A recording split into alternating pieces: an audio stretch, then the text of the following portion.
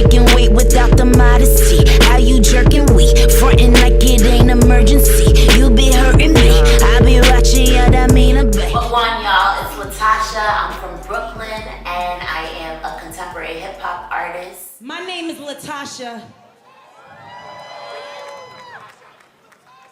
I came up from Flatbush, Brooklyn. You started off as Latasha Alcindor? Yeah, you did. People would call you LA, and then you just changed it to just Latasha. Yeah. Why did you make that change? It was a spiritual transition that I've been undergoing for a bit now. And then obviously there's a city called LA, so like it was real hard to be promoting myself as LA. But it was also, I think I'm at a place right now where I just really want to stand out. And I feel like my name speaks for a lot of just around the way girls who are like, Latasha, oh yeah, I know a Latasha, you know, like some girl from the hood that you know. And I feel like she's so imperative, that like character that I'm like kind of being and I live in. So I wanted to like create that person. You know how we have the Beyoncés and we have the Madonnas, and Latasha is just as important, you know what I mean?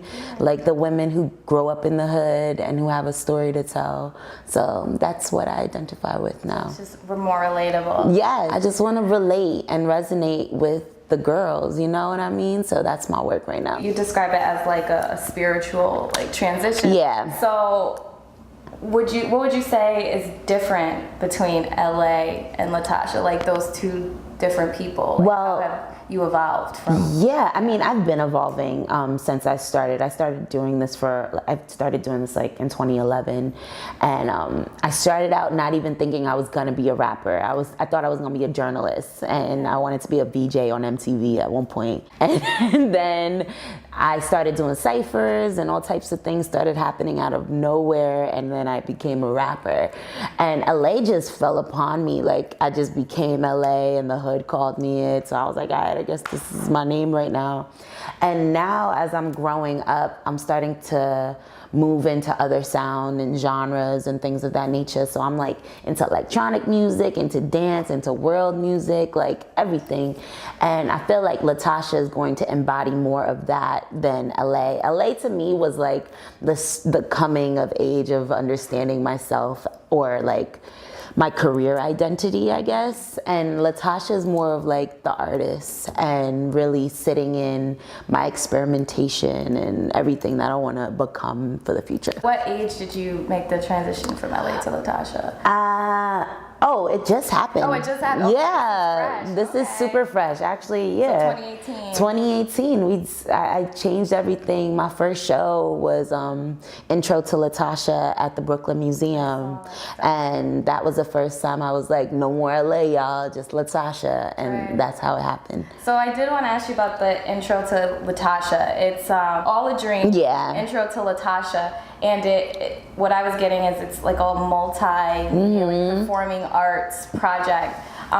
Tell me about that. Like, describe what exactly it is that you were doing and what that whole. Sure, it's really a full experience project. It implements dance, theater, documentary. It's a hell of a multimedia project, actually working with Jamel Reynolds from the Ren Revolution and Fat King and a bunch of other people who are a part of telling this story. So it's pretty much a life story that you walk through with me in the whole show through the music. And it's really just so dope. You kind of have to just see it to understand every part of it. And we're just building it. All a Dream is a project that I've been working on for like 3-4 years now. And every time you see it, it's gonna be different. So I'm really excited about it. Dope. Why did you decide to take that route? It's different, it's unique. Not people aren't doing that. So like, what made you think, like, where'd you come up with the idea? What made you think, like, I want to do it like this? I used to be a performance art major at Wesleyan, and so I was already writing plays and things like that when I was in school. And I actually wrote my first play called The Memoirs of HipHop, which was very similar to the Intro to Latasha, where I'm implementing music and theater and like documentary. And so And so it just kept flowing with me, and everybody who saw that show at Wesleyan was like, why don't you do it again?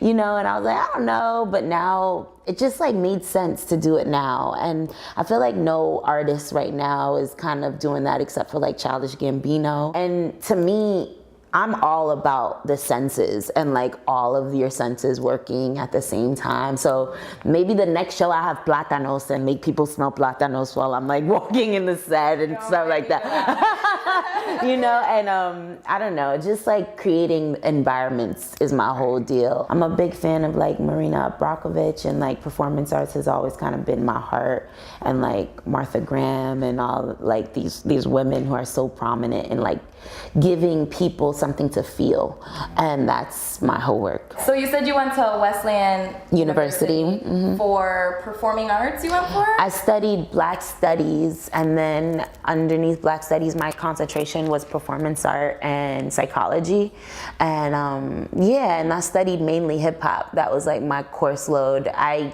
kind of created the major myself. I was gonna say, yeah. Was that like an actual? No, they didn't have hip hop yet. And once I did it, that's when they brought it into the school actually.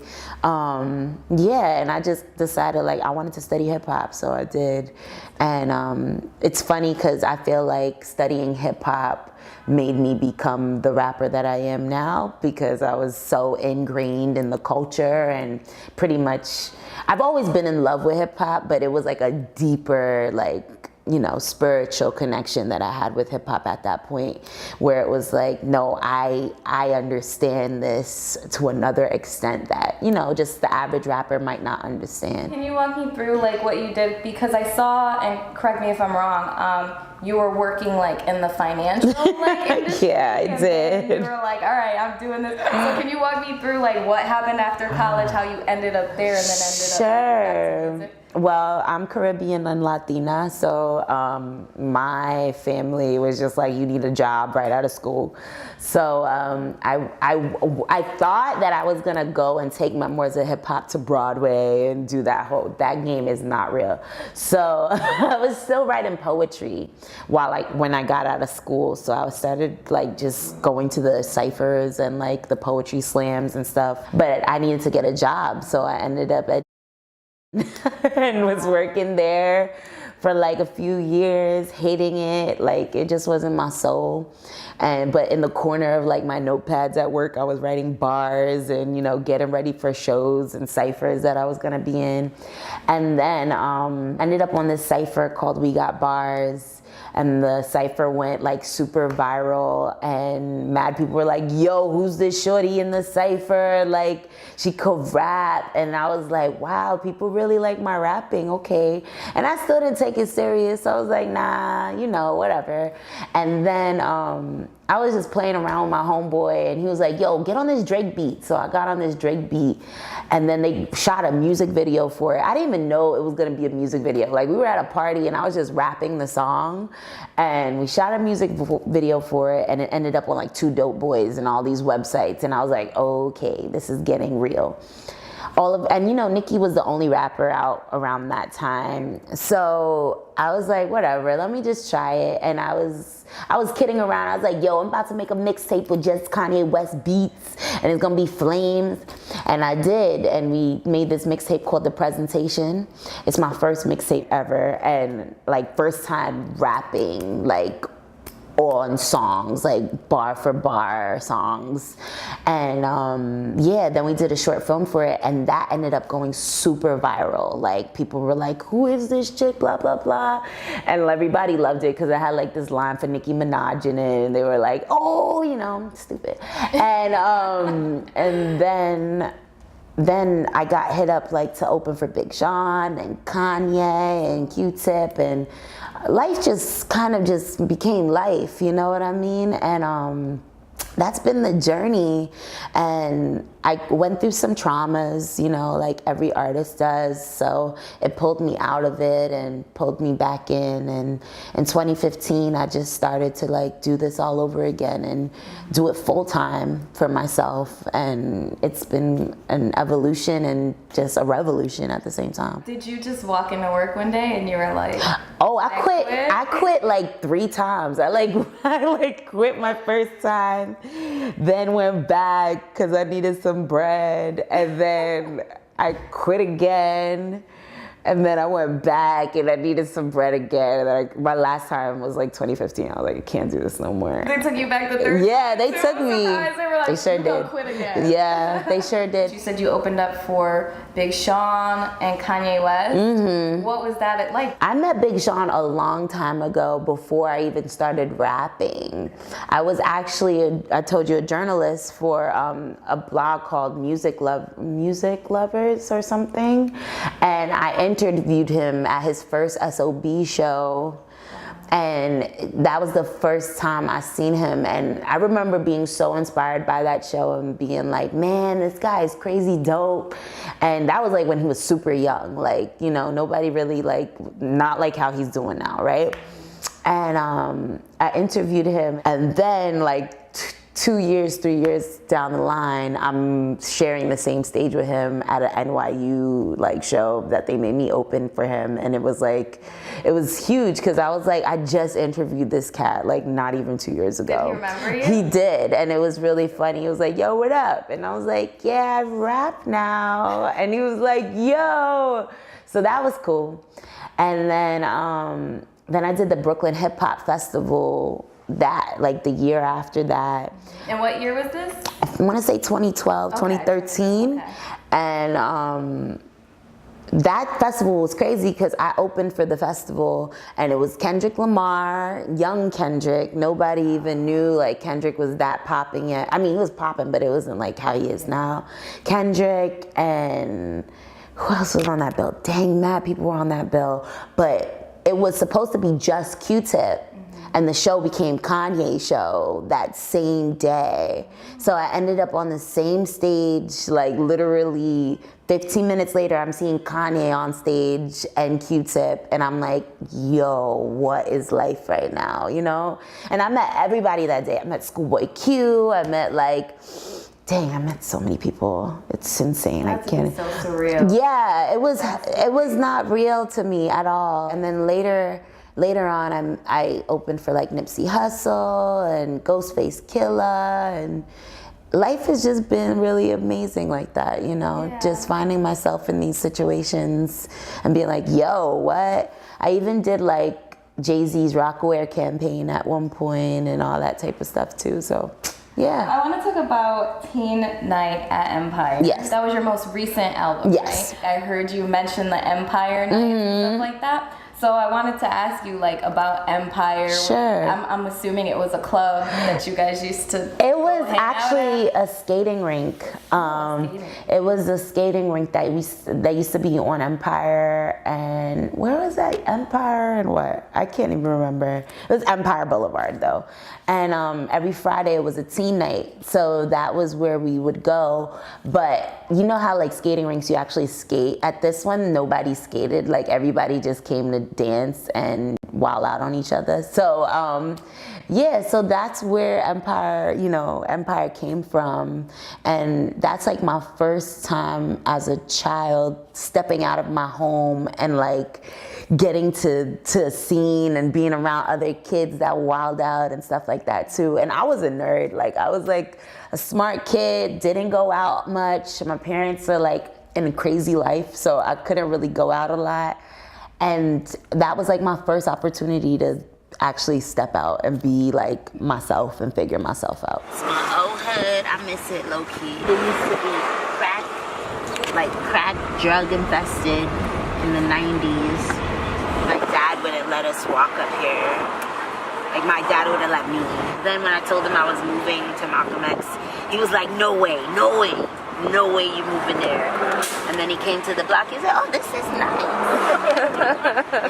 It's really dedicated to like growing up in Brooklyn, around the Way girl in Brooklyn, and my story. Why is it so important for you to highlight Black youth and women and those types of issues? To me, what was important was really telling the youth of the city and really telling the story of like someone that you see every single day and you don't know their deeper story, you know, or like what they go through every day. My work is to talk about the invisible, like the women who feel invisible, or the women who like you see her on the street and you just think like she's some shorty with door knockers and she just, you know, just be flashy, but like what's going on in her home or what's going on in her everyday life and what's going on in her mind.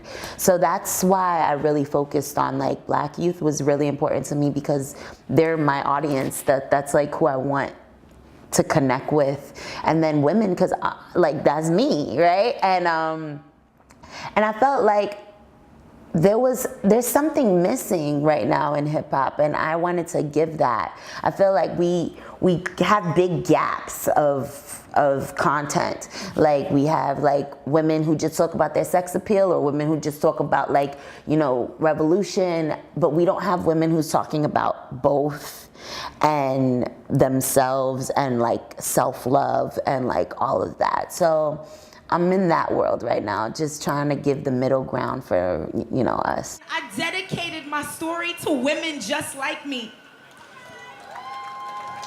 I didn't want dancers on stage who are like mad choreographed and then you be hyped for 2 seconds. I wanted real women on stage like me. I wanted people to feel something for real, you know? I was looking through your Instagram, I saw something you posted, and you wrote that your vocal coach said your singing was capped by the fear of being too loud. Yeah. And I took that in the literal sense, but then I wanted to ask you, do you feel like women are capped because they have to be a certain way? Yeah. In hip hop, you know, women aren't as bold as they maybe want to be or express themselves the way they feel like they want to be. I feel like women go through an awakening stage where they realize that their loudness is imperative. Like we need that voice, right? But growing up, I felt like literally and figuratively, like my family, like, or people around me would tell me I was too loud, or you can't be like this, or try to shape my voice.